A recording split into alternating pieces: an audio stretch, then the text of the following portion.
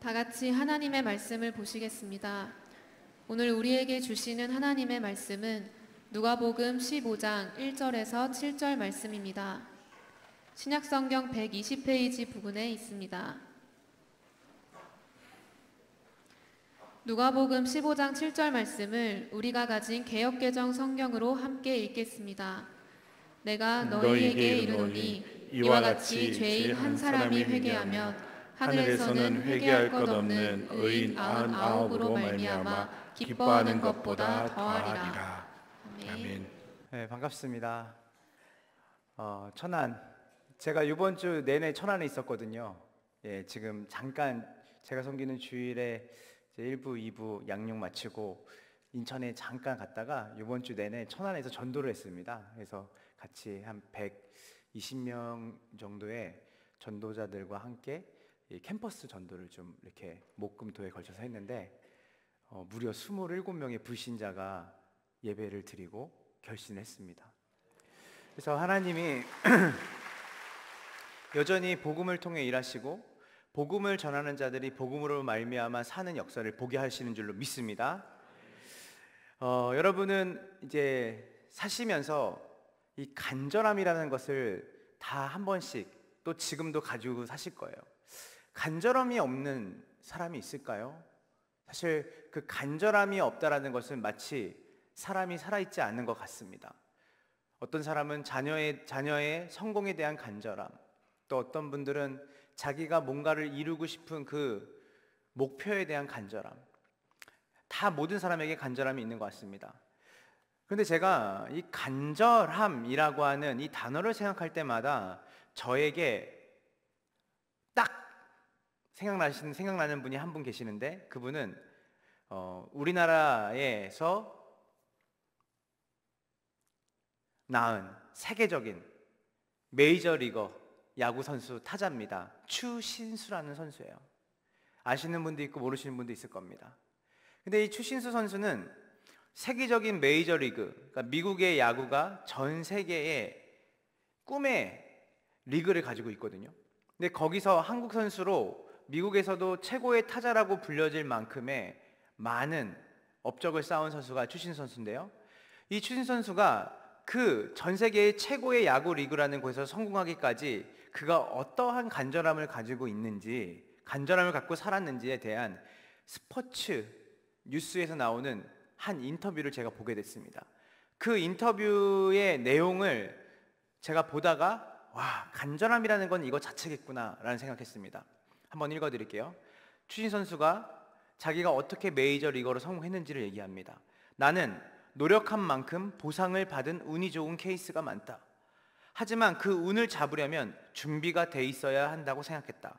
그래서 장갑 끼고 헬멧 쓰고 감독 옆에 앉아 있었다. 기회는 1년 뒤, 어쩌면 10년 뒤에 올 수도 있지만 어쩌면 내일 올 수도 있다.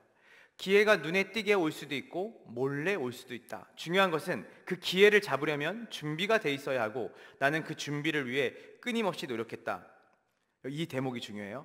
해도 그만, 안 해도 그만인 꿈이라면 지금 포기하는 게 낫다. 꿈을 이루는 간절함은 이게 아니면 안 된다는 간절함이다. 나는 이게 아니면 안 돼 라고 하는 그 간절함이 추신수 선수를 세계적인 메이저리거 선수로 성장을 시켰다는 거예요. 이 추신 선수의 그 간절함, 나는 이것을 이루지 않으면 안 돼, 난 이것을 이루지 않으면 나는 내가 사는 이유에 대해서도 생각해 봐야 돼 라고 하는 그 메이저리거가 되기 위한 간절함. 근데요, 이 추신수 선수보다 더 큰 간절함을 가지신 분을 제가 찾았습니다. 바로 누구냐면 바로 하나님이십니다. 여러분, 이 누가복음 15장을 보면요, 오늘 우리는 잃어버린 양 한 마리를 찾는 그 애타는 마음으로 찾는 한 목자에 대한 이야기를 우리는 예수님의 이야기를 통해 듣게 됩니다.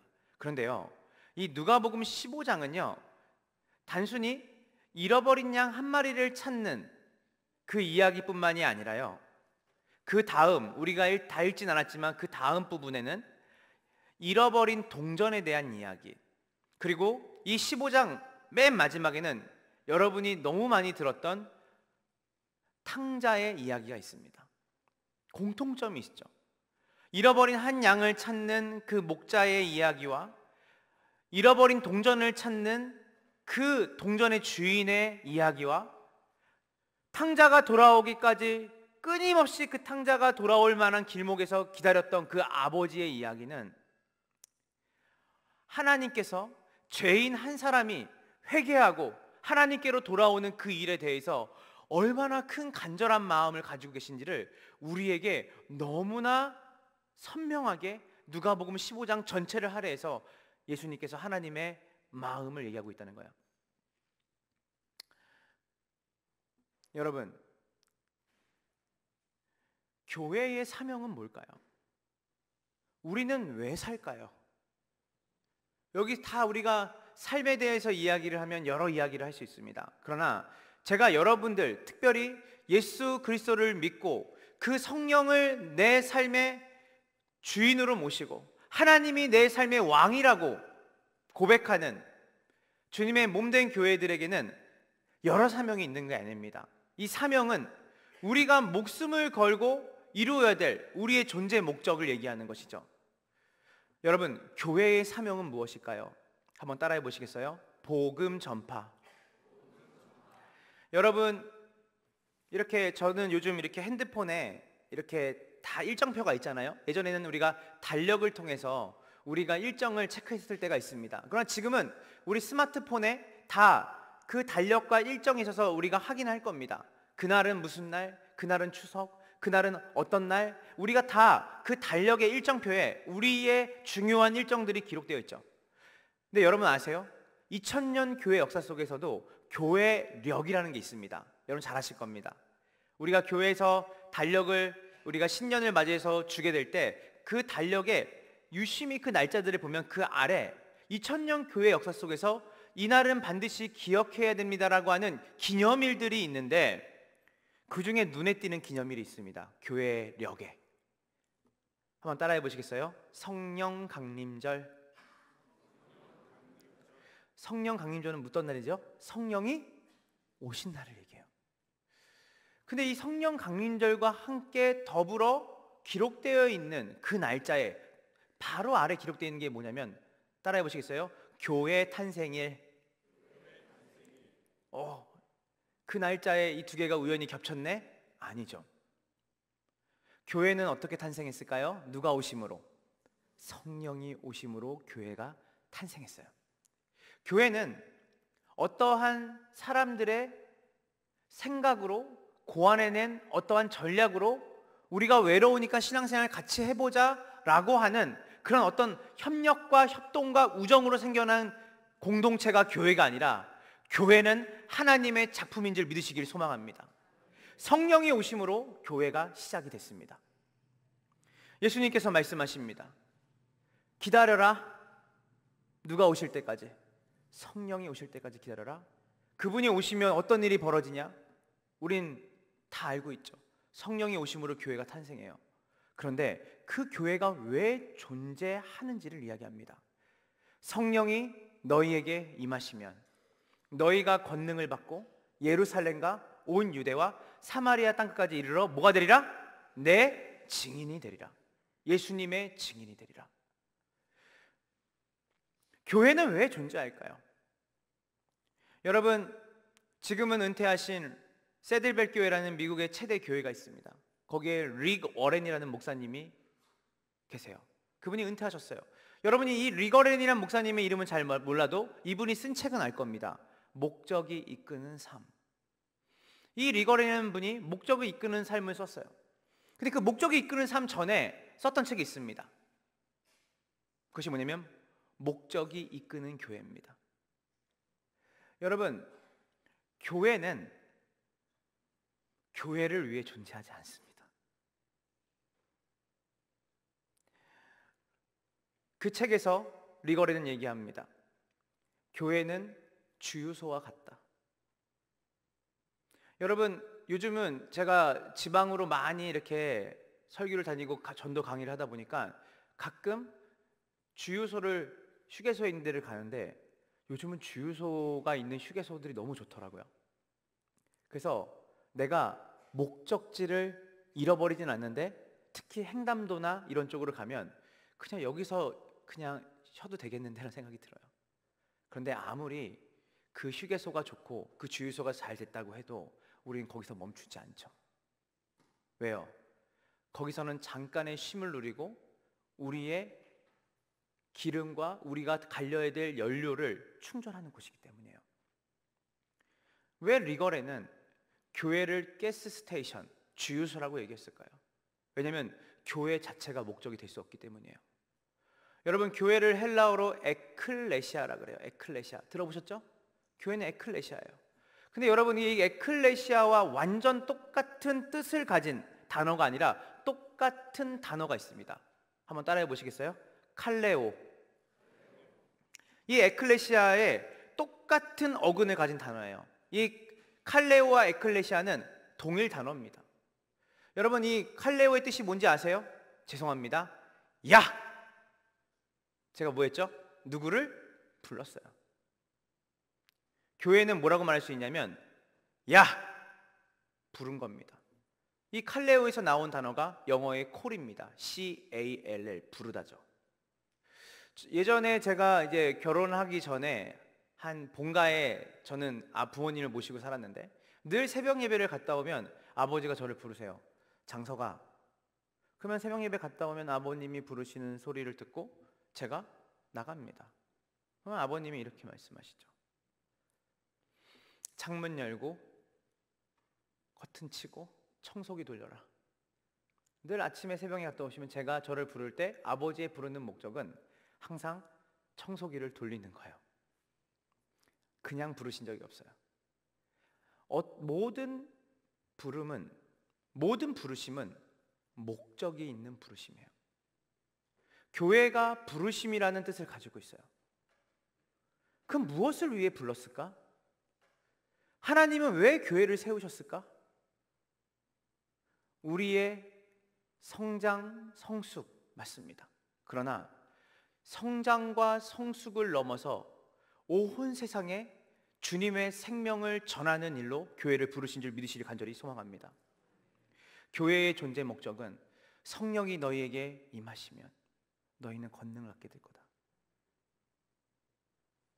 예루살렘과 온 유대와 사마리아 땅까지 예수 그리스도의 증인이 될 거야. 그것이 교회를 부르신 목적입니다. 그래서 교회가 특심 있는 사람이 전도하거나 특심 있는 교회가 전도를 하는 게 아니에요. 교회의 존재 목적이 복음을 전하기 위해 존재합니다. 믿으십니까?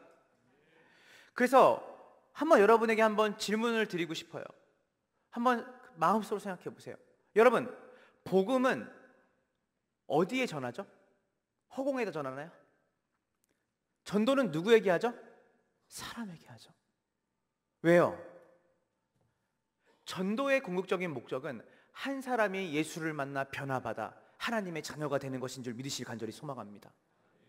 그래서 우리가 복음에 대한 얘기는 많이 하고 전도에 대한 얘기는 많이 하는데 그것이 사람이 빠진 프로그램, 생명이 빠진 복음, 영혼 구원이 빠진 신학, 성경 공부, 증인으로 살아가는 우리의 존재 목적은 사람에게 관심을 두고 한 사람이 예수님을 믿고 돌아오는 것에 있는 줄을 믿으시길 간절히 소망합니다. 여러분, 소중하게 여기던 물건과 사람을 잃어버린 기억, 그리고 그것을 찾아보려고 애썼던 순간들이 있으십니까? 다들 있으실 거예요. 차 키를, 지갑을, 심지어는 사람을. 저는 3남매 아빠입니다. 딸, 아들. 금메달이라 그러더라고요. 예, 다 얻었습니다. 지금 5학년, 3학년, 1학년입니다. 아이들이. 근데 이 둘째 아이가 늘 학교 끝나면 늘 집에 오는, 어디를 잘 이렇게 둘렀다 오지 않아요. 늘 집으로 오는데 이 아이가 그래서 학교가 끝나면 끝나는 시간에 한 10분 정도면 집에 옵니다. 근데 어느 날이었어요. 이 아이가 2시간 반 동안 집으로 안 오는 거예요. 1학년 때. 처음에 아내가 이래요. 여보, 기쁨이가 집에 안 와. 어디 놀다 오나 보지. 1시간이 지났어. 여보, 근데 기쁨이가 연락도 안 돼. 그래? 좀만 더 기다려봐. 오다가 친구들이랑 노나 보지. 2시간이 지났는데 아내가 거의 울먹이듯이 연락해요. 여보, 무슨 일 있는 것 같아? 아니야 여보, 저희는 아이들한테 핸드폰을 지금도 안 주거든요. 그러니까 기쁨이 친구들한테 연락해서 기쁨이랑 같이 있을 만한 친구들 모두 연락을 돌려보고 학부모한테 연락을 해봐. 다 연락을 해봤는데 안 받는데. 그래? 제 마음이 덜컥 가라 내려앉는 거예요. 그래서 신발을 신고 뛰쳐나가고 여보 경찰에 좀 이렇게 신고를 하고 우리 나가봐야겠다 하는 순간에 기쁨이가 울면서 들어왔어. 친구네, 그러니까 그 학교 가서 새 학기 시작되면서 만난 친구가 있는데 그 친구가 집에서 놀자고 했대요. 근데 그 친구네 집에 그 친구랑 손잡고 같이 가서 노는 건 좋았는데 돌아올 때 친구가 잘 가라 그랬대요. 잘 가 했는데 얘가 알겠어 하고 나왔는데 돌아오는 길을 몰랐던 거예요. 그래서 헤매다가 어떤 착한 중학생 아이가 우리 집 앞에까지 데려다 준 거예요. 근데 제가 이 아이가 들어오자마자 화가 나는 게 아니라 눈물을 날 것 같더라고요. 마음에 그 평안이 찾아오고 진짜 얘를 진짜 잃어버렸던 게 아닌데 잃어버린 아이를 찾은 것 같은 그 마음이 든 거예요. 여러분, 우리는 지금은 덜하지만 예전에 여러분 잘 아시죠? 지금도 한국에 유괴 사건들이 많이 일어난다고 우리는 알고 있습니다. 근데 여러분 1980년도, 70년도, 우리가 90년도, 심지어는 제가 막 대학 생활을 시작했던 1900년도 말을 보면 그때만 해도 우유를 마시면 우유 깍지에 실종된 아이들의 얼굴과 함께 이 아이를 어디서 잃어버렸는지 인상착의들을 심심치 않게 많이 보았습니다. 근데 제가 놀란 게 뭔지 아세요? 아이를 잃어버린 연도가 1960년도도 있고 70년도도 있고 80년도도 있어요. 20, 30년 동안 그 아이를 찾는 부모들의 마음이 느껴지더라고요. 그날에 멈춘 거예요, 기억이. 그 부모들이 어떤 마음으로 아이를 지금도 찾고 있을까? 생업을 포기하고 자기의 삶의 일터에서 했던 모든 일을 내려놓고 식음을 전폐하면서까지 아이를 몇십 년 동안 찾으려고 하는 그 부모의 간절함, 잠시나마 느낄 수 있었던 저희 둘째 아이를 잃어버렸던 그 3시간이었습니다. 근데 여러분, 소중한 사람, 소중한 물건을 잃어버리면 여러분 찾겠어요, 안 찾겠어요? 찾죠. 근데요, 찾는 일에는 고생이 있습니까, 없습니까? 있죠. 물질도 써요, 시간도 써요, 자기의 건강도 씁니다. 근데요, 사람이 소중하면 소중할수록, 우리가 찾으려고 하는 가치가 소중하면 소중할수록 우리는 우리가 가진 것들을 내놓고 지갑을 찢고 내 인생을 찢어도 그것을 찾을 때까지 찾으려고 하는 것이 우리의 마음 아니겠어요? 제가 처음에 신학교를 들어갔을 때 저희에게 성교학을 가르쳤던 성교학 교수님이 계셨는데 그분이 레포트를 내주셨어요. 학생들한테.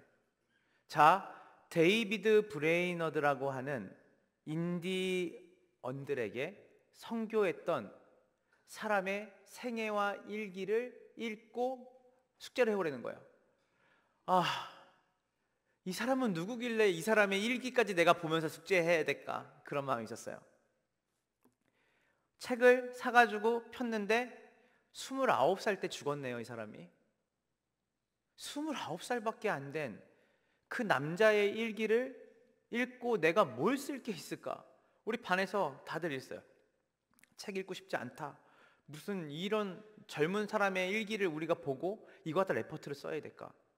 그런데요, 투덜투덜 대면서 숙제를 하려고 책을 읽었는데 몇 날 며칠을 울었는지 모릅니다. 이 데이비드 브레이너들은 수백 년 전의 사람이에요. 지금처럼 차가 있고 핸드폰이 있고 인터넷이 있던 시절이 아니라 말을 타면서 복음을 전했던 사람이에요. 이 사람은 내향적이에요. 누군가가 자기한테 쓴소리를 하면 그것 때문에 일주일 내내 끙끙대는 사람이에요. 사람을 만나는 것을 늘 어려워해요. 그리고 몸이 얼마나 약한지 폐병을 달고 살아요. 기침을 하면 각혈을 쏟아요. 늘 기침을 멈추지 못하고 콜록콜록해요.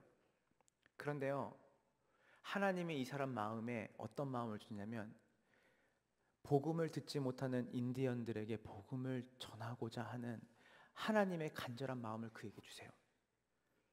그래서 데이비드 브레이너드가 그 자신이 인디언들을 어떻게 만나고 그들에게 어떻게 복음을 전했고 매일매일 자기가 얼마나 몸이 아프고 피곤하고 힘든지 정말 적나라하게 그 일기장에 쓰는데, 나중에 여러분 꼭 읽어보세요. 데이비 브레이너드의 생애와 일기라는 책인데, 이분이 이 책을, 이 일기를 쓰면서 여러 가지의 내용들을 담았는데 제가 저의 마음을 깊이 울렸던 문구가 있습니다. 한번 읽어드릴게요. 말로 다할 수 없는 고생이다. 인디언들의 생소한 언어를 배우기 위해 애쓰고, 그 당시에 인디언들이 여러 방언을 썼기 때문에 인디언들의 언어를 익히는 게 너무 힘들었대요. 여러분, 우리는 영어를 배우고 우리는 중국어를 배우고 일어를 배우고 여러 언어를 배워요. 우리의 생존과 우리의 웰빙을 위해서죠. 잘 살기 위해서. 근데 데이비드 브레이너드가 수많은 인디언들의 언어를 배웠던 이유는 하나예요. 그들에게 복음을 전해야 되니까. 그래서 이렇게 말해요. 말로 다할 수 없는 고생이다. 생소한 언어를 배우기 위해 애쓰고 그들을 전도하기 위해서는 그들과 함께 살아야 했기에 추위와 더위를 피할 수 있는 초라하기 짝이 없는 장막을 인디언 마을 외곽에 고생 끝에 지어놓으면 인디언들이 찾아와서 부서뜨리기 일쑤였다. 그들 곁에서 짧으면 2달, 그 추위를 가릴 수도 없는 그 천막에서 그들을 자주 만나서 그들에게 복음을 전하려고 벌벌 떨면서 그 웅크리고 언어를 배우고 단 한 명의 인디언들을 만나려고 그 장막을 치고 정말 1달이고 2달이고 지내는, 길게는 6개월까지도 그 초라하기 짝이 없는 장막 속에서 이 사람이 짓고 그걸 사는데, 어떤 마을에서는 6번이나 인디언들이 와서 고생 끝에 하루 동안 지어놓은, 하루 종일 지어놓던 것을 무너뜨린 게 6번, 7번 됩니다. 근데 제 마음에 저를 울렸던 문장이 있어요. 그게 뭐였냐면 데이비드 브레이너드가 이런 말 합니다. 나는 그들의 영혼을 위해 안 해본 일이 없다. 나는 안 해본 일이 없다. 그들에게 복음을 전하기 위해서 안 해본 일이 없다. 나는 이 천안, 이 지역의 청소년들과 청년들과 이 주변의 상권에 있는 아직도 예수를 알지 못하는 사람들, 기네스북에 오를 만큼 이 대학가가 밀집되어 있는 이곳에 그 대학생들의 젊은 영혼들이 주님께 돌아오는 일을 위해 나는 안 해본 일이 없다. 나는 믿지 않는 내 이웃들이 예수님을 믿는 그 일에 나는 안 해본 일이 없다. 얼마나 이 문구 앞에서 책상에 앉아서 꺽꺽 울었는지 모르겠습니다. 목금토 전도 와서 안 해본 거 없이 전도 다 했습니다. 먹고 자고 전도만 했어요. 기도하고 전도하고 기도하고 전도하고.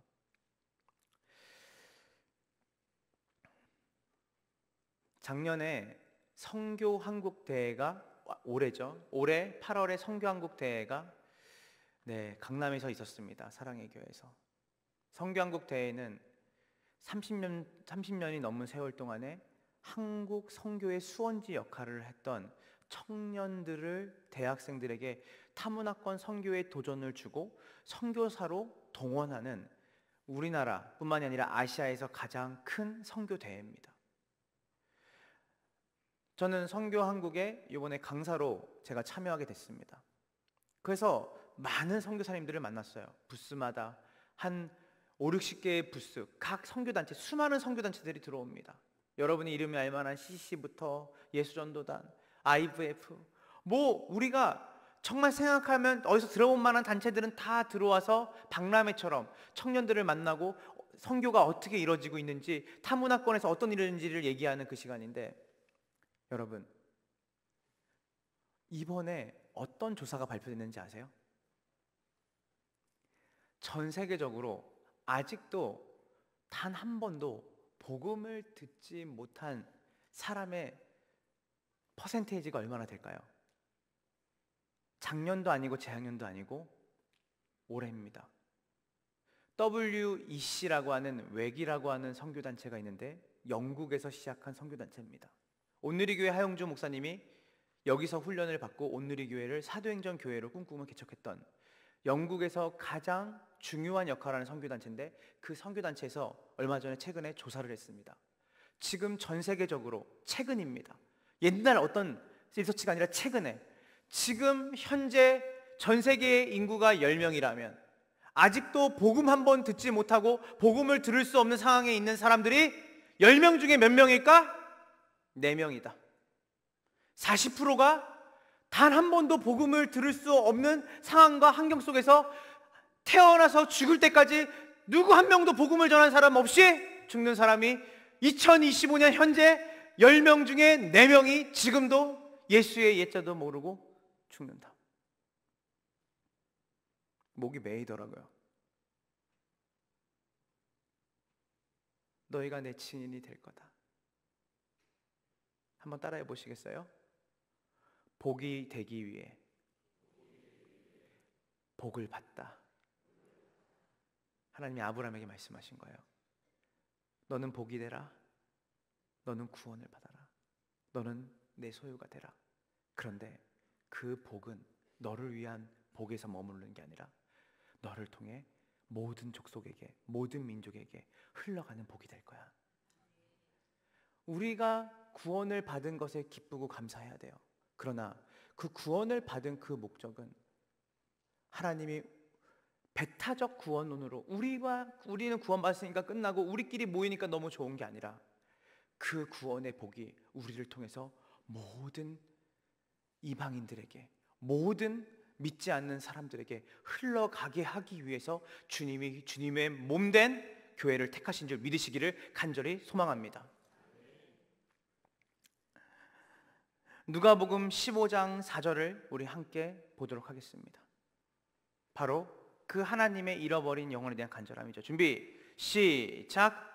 너희 중에 어떤 사람이 양 100마리가 있는데 그중 99마리를 들에 두고 그 잃은 것을, 멈춰주세요. 본문 또 한번 띄워볼게요. 자, 너희 중에 하나님의 마음을 얘기하는 거예요. 너희 중에 어떤 사람이 양 100마리가 있는데 그 중에 하나를 잃으면 99마리를 들에 두고 그 잃은 것을 언제까지요? 언제까지요? 찾아내기까지 찾아다니지 아니하겠느냐. 여러분, 이거는 몇 프로 찾는 거예요? 100% 찾는 거죠. 왜요? 언제까지 찾으니까? 찾을 때까지 찾으니까.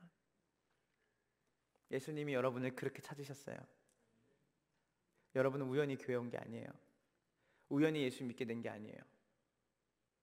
지금은 돌아가신 영국의 가장 존경받는 목회자인 존 스토튼이 이렇게 얘기했어요. 하나님은 영혼의 사냥개이시다. 여러분, 사냥개들은 한번 물면 놔야 안 나요? 안 나요. 그리고 한번 냄새를 맡으면 포기하지 않아요. 찾을 때까지 찾아요. 존 스토트가 왜 그렇게 고백했을까요? 하나님이 여러분들을 그렇게 찾고 찾으셔서 여러분이 이 자리에 있는 줄 믿으시 간절히 소망합니다. 찾을 때까지 찾아다니지 아니하겠느냐. 너희는 내 마음을 가진 증인들이다. 저는 이제 교회 사역을 이제 한지 20년이 돼가거든요. 하는데 제가 기억에 남습니다. 제가 이제 20대 중반에 저는 늦게 예수님을 만났습니다. 예수님을 만났다는 것을 어떻게 설명할 수 있을까요? 경험도 되고 체험으로도 말할 수 있지만, 제가 예수님을 만났다는 것은 저는 이렇게 늘 얘기하곤 합니다. 하나님의 말씀을 따라 살고 싶어졌어요. 종교인이 아니라 정말 예수님의 말씀대로 살고 싶어지는 마음이 20살 중반에 제 삶에 들어왔어요. 그래서 열심히 예수님을 따르려고 했고, 성경을 읽다가 예수님이 영혼 구원에 위해 얼마나 애썼는지를 알고, 그 부분이 사도행전을 읽다가 큐티하다가 얼마나 많은 밤을 눈물로 지새웠는지 모릅니다. 한마디로 말해서 미쳤습니다. 복음 전도에 미치게 된 거예요. 근데 그때 제가 예수님 믿고 나서 또 신학교를 가니까 교회에서 목장 개편, 셀 개편을 해요. 여러분들 여기 소그룹이 있죠? 셀그룹이 있죠? 근데 저한테는 유독 청년부 담당 교역자가 지금도 기억하면 너무 많은 숫자라 생각하는데 16명, 17명을 저한테 줘요. 셀원을. 그게 많은지도 몰랐어요. 아, 이렇게 많이 주셨구나. 그러면서 항상 말씀하세요. 우리 교회는 장결자를 재적 처리하지 않아요. 오장석 청년, 이 17명 중에 교회를 열심히 나오는 분은 3명이고 나머지 14명 중에 3분의 2는 한 달에 한 번 정도 교회 나오는 분이고 나머지 3명은 교회 안 나온 지 3년에서 5년 된 사람입니다. 그래서 제가 이렇게 명단을 받고 나서 뭘 시작했냐면 새벽 기도 작정해야겠다. 늘 잘 나오는 분은 3분은 항상 교회 본당 앞에 서 있다가 그래서 다들 저를 목사인 줄 알았대요. 항상 주일날 보면 목사님들 옆에서 계속 서 있다가 우리 세론 들어오면 뛰어가가지고 안아주고 손잡아주고. 근데 그 3명은 잘 나오는 3명은 늘 만나는데 또 나머지 한 10명은 그래도 한 달에 한 번 정도는 늘 만나는데 양봉열, 양옥주, 김민성 지금도 이름을 잊어먹지 않는데 이 3사람은 한 달이 다 돼가는데 얼굴 한번 못 보는 거예요. 그래서 이 3사람만 놓고 기도해야겠다. 그래서 작정 기도를 이 3사람에게 집중했습니다. 여러분 그거 아세요? 얼굴 한번 보지 못하고 만나지 못한 사람을 위해 기도하는데 눈물이 그렇게 나요. 하나님 양봉열 하는데 어느 날은 양봉열만 얘기하다가 1시간 간 적도 있어요. 그 영혼 불쌍히 여겨주세요 하나님. 양옥주 불쌍히 여겨주세요 주님. 그렇게 기도하다가 보면 새벽 기도 끝날 때쯤에 한 달쯤 됐는데 하나님 마음에 어떤 마음이냐면 말씀 문자를 보내고 싶은 거예요. 번호는 있으니까. 그래서 제가 말씀 문자를 보냈습니다. 보냈더니 3명 중에 1명의 자매가 문자가 새벽에 온 거예요. 기뻤을까요? 안 기뻤을까요? 엄청 기뻤어요. 그런데 그 문자의 내용이 뭐였는지 아세요? 교회 안 나가니까 문자 보내지 마세요. 아, 이분은 아예 마음이 다쳤구나. 그래, 기도를 더 해야겠다. 마음이 열리도록 기도를 해야겠다. 그래서 일주일 더 기도하고 또 3명에게 문자를 보냈는데 그때 문자 보내지 말라고 했던 자매가 바로 즉답이 온 거예요. 뭐라고 하는지 아세요? 한 번만 더 문자 연락하면 스토킹으로 신고하겠대요. 그래서 그때 당시에 막 스토킹에 대한 이야기가 많이 나와서 제가 겁이 났어요. 혹시나 한 번도 보지 못한 자매인데 이상한 청년이 자기한테 계속 교회 안 갈 건데 문자 보낸다고 진짜 신고할까 봐. 그래서 이 자매는 내가 좀 기도를 좀 덜 해야겠다 하고 2명에게 집중을 막 하려고 하는데 이미 입에 익었어요. 양봉열, 양옥주, 김민성 이렇게 익어죠. 그래서 제가 계속 기도하는데 이러면 안 되는데 한 달 정도를 또 붙잡고 이름 불러 기도하니까 한 달 정도 지났을 때 또 문자를 보내고 싶은 거예요. 말씀 문자를. 그래서 말씀 문자를 딱 보냈어요. 바로 그분만 또 문자가 왔어요. 두려웠을까요? 안 두려웠을까요? 두려웠죠. 그래서 근데 볼까 말까 하다가 에라 모르겠다 딱 봤어요. 봤더니 그 자매가 뭐라고 말했는지 알아요? 어저께 직장 생활을 하다가 너무 힘든 일이 있고 너무 마음이 지쳤는데 오늘 아침에 보내온 문자가 제게 힘을 주네요. 제가 진짜 핸드폰을 땅바닥에 집어 던질 뻔했습니다. 너무 좋아서. 그래서 제가 좀 약간 밀당도 해야 되는데 제가 뭐라고 보냈는지 아세요? 답장을? 그러면 자매님 말씀 문자 매일 보내도 되나요? 그랬더니 이분이 처음으로 웃음 표시 이거를 보내면서 네 하고 보냈어요. 그 다음부터 새벽 기도 가면 어떤 기도 했는지 아세요? 문자 보낼 때 어떤 말씀 보내야 되나요 주님? 그래서 기도는 1시간, 말씀을 찾고 보낼 거를 고민하는 것은 또 1시간. 그러다 이렇게 말씀 문자 하나를 보내면 신기하게 이 자매가 이러는 거예요. 오늘 저에게 꼭 필요하고 격려가 되는 말씀이네요. 그렇게 해서 한 2달, 3달을 지나가니까 교회를 와야 되잖아요. 그래서 이분이 청년부 예배에 왔으면 너무 좋겠는 거예요. 그래서 기도하다가 하나님, 이분이 지금 문자를 주고받으면서 그래도 많이 소통이 돼가고 있는데 교회로 와서 양육받고 하나님 장성한 그리스도의 분량으로 자라나야 되는데 하나님 어떻게 하면 좋을까요? 하다가 그래, 내 새벽기도 끝나고 이분이 출근하는 시간이 그 사이에 8시에서 8시 반 사이였는데 제가 딱 8시에 그분이 차 타고 이동하는 시간에 연락을 드렸어요. 그래서 뭐라고 말했냐면 자매님 했더니 이분이 문자가 안 하고 전화를 하니까 놀래더라고요. 네 이러더라고요. 저희가 청년부 예배가 토요일 날 있는데 한 번만 예배 드리러 오시면 안 될까요? 했더니 이분이 뭐라고 말씀하셨냐면 안 그래도 한번 교회를 가볼까라는 마음이 있었대요. 다시 5년 만에. 그래서 제가 그러면 저희 청년부 시간은 몇 시고요? 그때 오시면 너무 좋을 것 같아요. 그때 저희 교회가 이렇게 대로변에 이렇게 모든 사람이 지나가면서 볼 정도로 이렇게 건물이 대로변에 있던 교회였어요. 그리고 그 교회 바로 옆에 뭐가 있냐면 마을버스 정류장이 있었어요. 저는 인천 상곡동에 살았거든요. 그래서 부평역에서 그 자매가 서울에 살았는데 부평역에서 내려서 마을버스를 타고 내리면 교회 마당에 제가 서 있으면 마을버스에서 내리는 게 마치 여기서 저 성가대실 있는 정도로 보였어요. 이렇게. 그 자매는 못 보지만 저는 볼 수 있는 거죠. 그래서 그 자매가 그 다음 주에 온다 그러길래 일주일 동안 얼마나 많은 기도를 했는지 몰라요. 뭐가 손이 안 잡히더라고요. 이 자매가 꼭 왔으면 교회 왔으면 좋겠다 싶어서 첫 주가 됐어요. 연락을 했어요. 한 예배 시간 10분을 남겨놓고 어디세요라고 물어봤더니 뭐라 그럴게요? 죄송해요. 오늘 급한 일이 생겨서 오늘은 못 가게 됐습니다. 마음에 실망이 되더라고요. 그럴 수 있죠. 그래, 더 기도하라 하시나 보다. 그 다음 주에 오겠다는 거예요.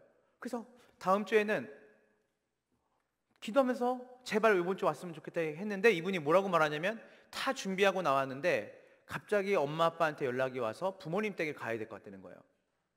그때는 좀 약간 마음이 좀 상했어요. 이렇게 그래도 약속을 했는데 2주 동안 안 나오는 거는 좀 마음이 그렇다. 그래도 내색하지 않고 그러면 다음 주는 꼭 오겠다는 거예요.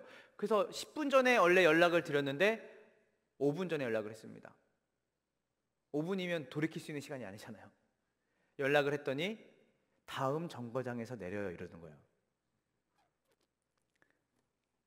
그래서 여기서 기다리고 있는데 마을버스가 끽 쓰더라고요.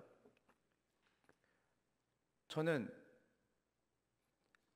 처음 봤지만 그 자매인 거를 100% 확신했습니다.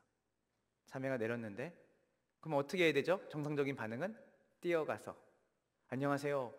제가 오장석 셀장입니다. 반갑습니다. 이렇게 얘기할 줄 알았어요 저는요.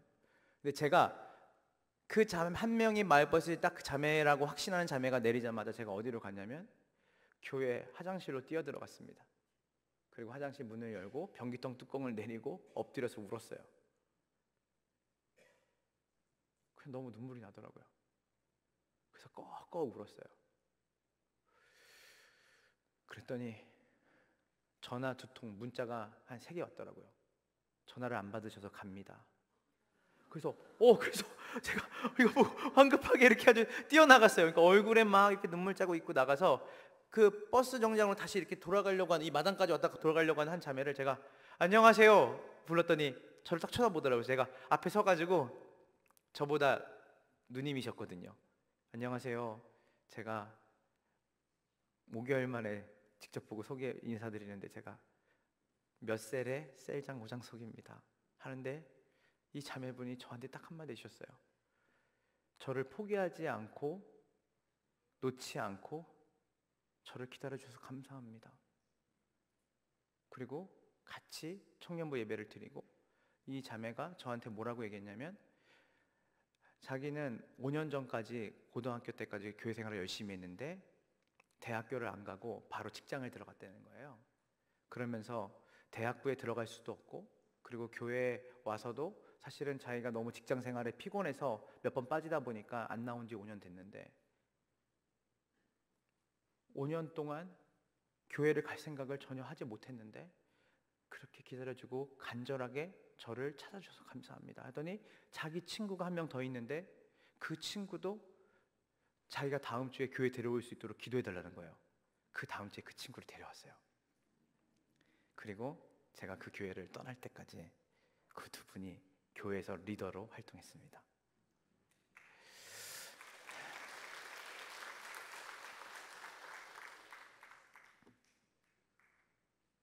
제가 얼마나 자랑했는지 몰라요. 셀 모임 가면, 셀장들 모임 가면, 교회 집사님들 만나면, 권사님들 만나면 보셨어요? 그 자매 온 거. 제가 말했잖아요. 그 자매 왔다고. 올 거라고 말했잖아요. 제가 새벽기도 때 전도사님 만나면 제가 말씀드렸잖아요. 그 자매 문자 주고받고 있다고. 이번 주 왔어요. 이 기쁨을 가눌 길이 없는 거예요. 누가복음 15장 5절부터 6절을 읽도록 하겠습니다. 누가복음 15장 5절부터 6절입니다. 우리 다 같이 함께 읽겠습니다. 준비 시작. 또 어깨에 메고 집에 와서 그 벗과 나와 함께 즐기자. 나의 잃은 양을 찾아내어노라 하리라. 아멘. 찾아내서 그 양을 들고 오는데 나만 기쁜 게 아니에요. 내 이웃들을 모으는 거예요. 가까운 사람들을. 나와 함께 즐기자. 내가 작정했던 나의 잃어버린 양을 찾아내어노라 하노라. 저는 하나님의 이 몸된 이 갈릴리 교회, 주님이 사랑하는 주님의 교회가 다른 것이 아니라 우리 믿지 않는 시아버지가 교회에 나오기 시작했습니다. 제가 자주 가던 그 카페 여사장님이 교회에 나오기 시작했습니다. 제 단골 과일 가게 그분 아시죠? 제 아이가 다니는 그 학교의 학부모, 자주 만나서 마실 갔던 그 친구, 그들이 돌아왔어요. 그래서 여러분들의 그 소그룹과 셀 모임 곳곳에서 그 잃어버린 양들이 찾아 돌아와서 찾은 그 기쁨이 여러분의 셀 모임의 중심 나눔 내용이 되고 간증이 되기를 주님으로 축원합니다. 저는 이 갈릴리 교회가 신생아 병동처럼 신생아의 울음소리가 끊이지 않고 터져 나오는 주님의 몸된 병원이 되기를 소망합니다. 이제 말씀을 마무리하려고 합니다. 여러분, 저는 수원역에서 전도를, 노방전도를 참 많이 했거든요. 한 3년 반 정도를 수원역에 가서 전도를 했습니다. 그럼 수원역에 제가 연구가 있었냐고요? 연구가 없어요. 저는 인천에 살았어요. 인천. 근데 수원은 버스를 잘못 타서 수원역에서 내렸습니다. 내렸는데 수원역에 내리니까 금요일 밤이었는데 사람들이 수도 없이 전철과 버스에서 내리는데 불야성 같은 그 반대편, 수원역 반대편에 있는 유흥업소와 성매매업소, 청년들이 즐길 만한 수많은 여러 가지의 유흥이 있는 곳에 수많은 사람들이 다 건너가는 거예요. 그쪽으로. 그때 마음 먹었습니다. 어떤 마음을 먹었냐면 이 사람들이 진짜 좋은 걸 모르는구나. 예배를 드리는 게 얼마나 기쁘고 예수님 만난 게 얼마나 좋은데 이 청년들이 이걸 모르는구나. 여기 와서 전도해야겠다. 그래서 3년 반을 전도했어요. 그래서 신학교에 가서 수원역에서 우리 전도하자고 해서 사람들을 1명, 2명, 3명씩 모으기 시작했습니다. 한 2년쯤 됐을 때는 50명이 모였어요. 제가 각 밤마다 교수님들한테 말씀드렸거든요. 5분만 시간 주시면 전도할 사람들에게 전도를 좀 같이 좀 사람들을 모아도 되겠습니까? 그래서 교실마다 들어가서 사람들을 모았어요. 그런데요, 방학이 되면 학교가 방학하니까 같이 전도할 사람이 없어요. 근데 제가 마음을 먹었던 거는 하나님, 저는 수원역에서 단 한 명도, 특히 수원역 반경 10km 안에서는 꽤 커요. 10km면 여러분, 그 안에서는 예수님 이름 못 들은 사람이 없도록 복음 전할게요 해서 마음 먹고 방학 때는 혼자 전도를 많이 갔습니다. 말이 수원이지 왕복 4시간이었어요 상곡동에서 부평역까지 마을버스 타고 30분, 거기서 구로역까지 갔다가 구로역에서 수원역까지 가고 수원역에 내려가지고 제가 그 골목을 누렸거든요. 골목을. 자, 근데 어느 날 제가 이 가방에는 늘 간식거리를 충분히 가져가요. 백팩에. 그러면 골목에 누가 있는지 아세요? 배달을 하는 그 청소년들이, 가출한 애들이죠. 그 아이들이 오토바이 배달을 하다가 그 모텔, 그 성매매 업소, 그 골목에, 개미굴 같은 골목에 애들이 모여서 늘 담배를 핍니다. 그러면 가서 이렇게 배낭 메고 가져가가지고 애들한테 열어가지고 초코파이도 주고 요구르트도 줘요. 그럼 애들이 네 고맙습니다 이렇게 말을 해요. 그럼 제가 뭐라고 말하냐면, 저는 인천에서 매주 여기 와요. 그 이 친구들은 궁금한 거예요. 왜 인천에서 여기까지 와서 초코파이 주는지. 그럼 제가 말해요. 저 전도사예요. 그럼 애들이 이래요. 그 중에서 전도사님이면 목사님이야 막 이래요 애들이. 그럼 애들이 막 이래요.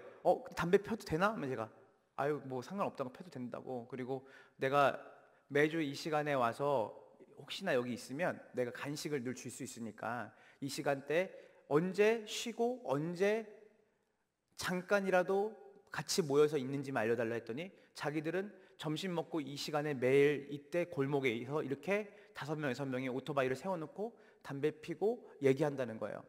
그래서 제가 그럼 초코파이 요구르트를 주면서 뭐라고 말했냐면, 제가 잠깐 기도 잠깐 해줘도 되냐, 나는 전도사고 내가 하나님 믿는 사람이기 때문에 내가 기도하면 기도빨이 있다. 일단 애들이 또 기도를 하는 걸 좋아하더라고요. 근데 기도를 길게 합니다. 제가 하고 싶은 말을 다 담아요 기도에.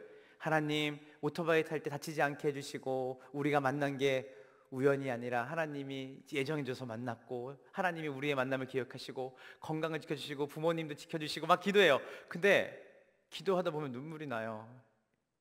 그러면 얘네들이 되게 숙연해져요. 처음 보는 사람이 기도해 주는데 초코파이 주고 막 간식 주는데 잠깐 기도해 준다 그러고 전도사님인데 집이 인천이래. 근데 이 시간에 와가지고 기도해 주는데 저한테 어떤 남자애가 이래요. 저는 이렇게 진심으로 기도하는 분 처음 봐요 이러는 거예요. 자기 일도 아닌데 우리를 위해서 기도 중에 너무 감동이네요. 그래서 제가 나 다음 주도 올 거다. 그럼 이 시간에 있으면 또 오겠다니까 자기가 뭐냐면, 기도받을 친구들 더 데려와도 되네요. 여자친구들이 있대. 그럼 다음 주 이 시간에 또 만나자 우리. 그랬는데 그 다음 주가 됐는데 폭우가 내리는 거예요. 그러니까 우산을 가지고 나갈 수도 없어. 그런 비 아시죠? 비가 오니까 우산을 들고 나가도 다 비를 맞아. 그래서 제가 나갔다가 와 이렇게 2시간을 가도 문제고, 두 번째로는 이 친구들이 이렇게 비가 오는데 나와 있을까? 라는 의문점. 그런데 계속 고민하다가 그래도 얘네들이 혹시나 나를 여자친구도 데려와서 기도받게 하고 한다고 하는데 만나야겠다. 그래서 2시간을 진짜 온몸에 비를 다 써도 다 맞으니까 그렇게 비를 온몸에 흠뻑 젖어서 그 골목길에, 수원역에 있는 그 골목에 너무 캄캄해. 낮인데 흐려가지고 진짜 사람 한 명도 안 다녀요. 그래서 그냥 우산 쓰고 그래도 있겠지 하고 딱 갔는데 아이들이 있었을까요 없었을까요? 저도 이런 간증을 하고 싶어요. 한 놈도 없더라고요. 한 명이 더 있었으면 제가 얼마나 감동적인 드라마틱한 얘기였겠어요. 한 명도 안 나왔어요. 그래서 어떤 마음이었냐면, 얘네들 진짜 신의가 없다. 나는 인천에서 약속해서 왔는데 전화를 했는데 전화도 안 받아.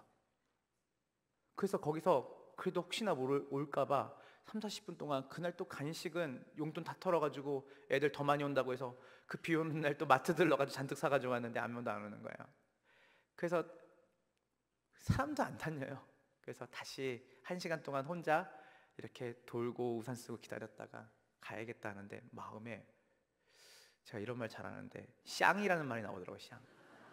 하나님에게도 그 친구에게도 제 마음에 분노가 있는 거죠. 그 어린 나이였으니까 이해해 주세요. 그 젊은 나이에 내가 이렇게 막 진짜 열심히 했는데, 그러니까 마음이, 그러고 나서 전철을 타고 또 2시간을 와야 되는데 전철을 탔는데 제 마음에, 하나님 오늘은 아무 열매가 없네요. 저 진짜 멀리서 왔는데 아무 열매가 없네요. 근데 하나님이 제 마음에 진짜 저만 알 수 있게 하나님이 나지막한 소리로 저한테 한마디 해주셨어요. 장서가, 너 참 귀하다. 저는 그걸로 전도 끝났어요. 그날 구로 가는 40-50분 동안 단 한 번도 고개를 들지 못하고 갔습니다. 우느라고. 하나님이 다 보셨구나. 하나님이 다 아셨구나. 제가 여러분에게 말씀드리고 싶은 것은 복음을 전해서 우리가 한 영혼을 얻는 것이 중요한 게 아니라 더 중요한 게 있어요. 그게 뭔지 아세요? 예수님의 마음을 공유하는 거예요. 전도를 19년째 일주일에 2번 이상 지금도 몇십 명이랑 늘 나가요. 나갈 때 어떨 때는 열매 하나 없는 날도 있습니다. 우리가 생각하는 열매. 그런데요, 지금은 전도를 할 때 내가 바라보는 열매가 아니라 이제는 알아요. 모든 전도는 항상 열매가 있습니다. 왜냐하면 하나님의 마음을 하나님이 주세요. 눈물이 나요. 제가 얼마 전에 수원에 오랜만에 갔는데 차를 타고 가다가 눈물이 엄청 쏟아지는 거예요. 왜요? 지금도 수원의 숫자만 들어도 눈물이 나요. 최근에 한 사역자 280명이 모이는 모임에 간 적이 있습니다. 저와 나이대가 비슷한 사람들이 함께 모여서 다음 세대를 위해서 기도하고 그들에게 복음을 어떻게 전할지 고민하는 모임이었는데, 여러분들이 이름만 대면 알만한 언로 목사님 한 분이 오셨어요. 그분이 그런 말씀을 하세요. 우리가 잘한 것도 있다. 우리는 아는 것만큼 순종했던 세대다. 이른이 훌쩍 넓은 그 원로 목사님이 그 얘기 하시더라고요. 그런데 여기 계신 40대 목사님들은 우리를 넘어서야 됩니다. 그러면서 이렇게 말씀하셨어요. 우리 세대는 하나님의 복을 구하는 세대였습니다. 하나님의 복을 구하는 게 나쁘지 않죠? 하나님의 복을 구하는 세대였습니다. 그런데요, 여기 계신 수백 명의 40대 젊은 목회자들은 우리는 하나님의 복을 구하는 예배와 전도를 했는데 여러분들은 하나님을 구하는 예배를 드리시고 하나님을 구하는 전도를 하세요. 하나님의 복을 넘어서 하나님 자체를 구하는 전도와 예배자가 되세요. 고린도전서 9장을 보면 바울이 16절 이하에 이렇게 얘기합니다. 내가 복음을 위해서 모든 것을 행함은, 내가 복음을 위해서 모든 것, 아까 데이비드 브레너도 똑같은 말이에요. 모든 것을 행함은 무엇을 얻기 위함이냐면 내가 복음에 참여하기 위함이다. 환원하자면 복음의 중심 대신 예수님을 더 깊이 알기 위함이다. 행복한 주일입니다. 뜨거운 여름을 우리가 보내고 이제 가을을 맞이하게 됐습니다. 가을은 추수의 계절이기도 합니다. 오늘 누가복음 15장 한 장을 할애해서 예수님이, 하나님이 가지고 계신 간절함이 얼마나 큰지를 우리에게, 저를 통해서 말씀하신 것입니다. 저는 여러분에게 여러분이 원하고 뜻하는, 여러분의 삶에 목적하는 그 간절함이 아니라 예수님이 내 안에 계시고 이제는 그분이 내 삶의 주인이 되시고, 바울이 고백했던 것처럼 살아도 주를 위해 죽어도 주를 위해, 우리 중에 누구든지 자기 자신을 위해 죽는 자도 없고 사는 자도 없다. 이제는 우리가 주의 것이로다. 여러분의 간절함이 아니라 하나님의 간절함이 여러분 가운데 회복되기를 원합니다. 잃어버린 영혼을 향한 주님의 마음이 우리 가운데 회복되기를 원합니다. 사랑하는 이 천안 갈릴리 교회를 통해서 이 천안 지역에 캠퍼스가 그렇게 많은데 복음화율이 4%가 안 됩니다.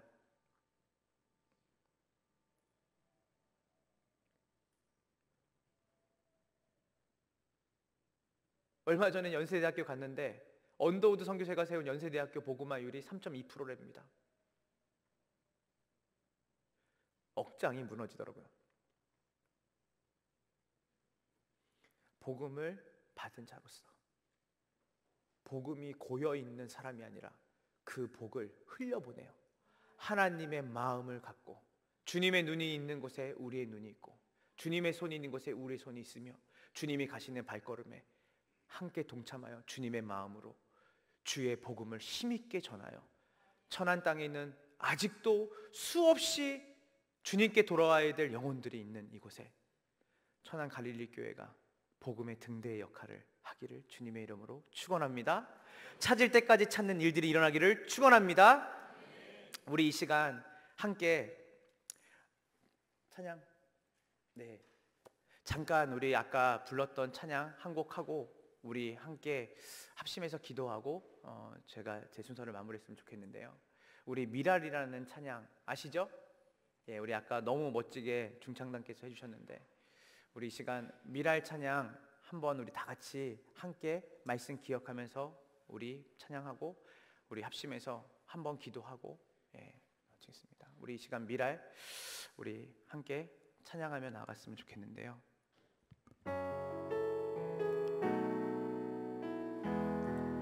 세상을 구원하기 위해, 세상을 구원하기 위해 흘려야 할 피가 필요하다면 죄인을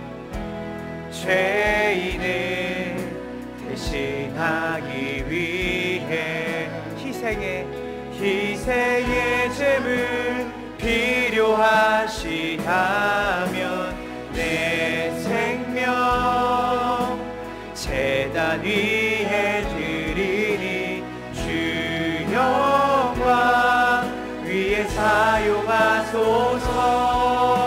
생명이 또 다른 생명 낳고 주님 볼 수 있다면 나의 삶과 죽음도 아낌없이 드리리.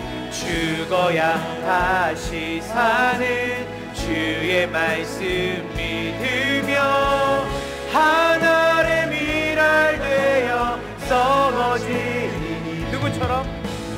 예수님처럼 살아가게 하소서. 우리 2절 찬양합시다. 길 잃어 지친 양을 찾아 마음 상해 이리저리 헤매니 한 영혼 찾아 아파하는 예수님 마음 내게 주옵소서. 십자가 온 세상 위한 그 희생 눈물로 그 길 가게 하소서. 생명이 또 다른 생명 낳고 주님 볼 수 있다면 나의 삶과 죽음도 아낌없이 드리리. 죽어야 다시 사는 주의 말씀 믿으며 하늘의 미랄 되어 썩어지리니 예수님처럼 살아가게 하소서.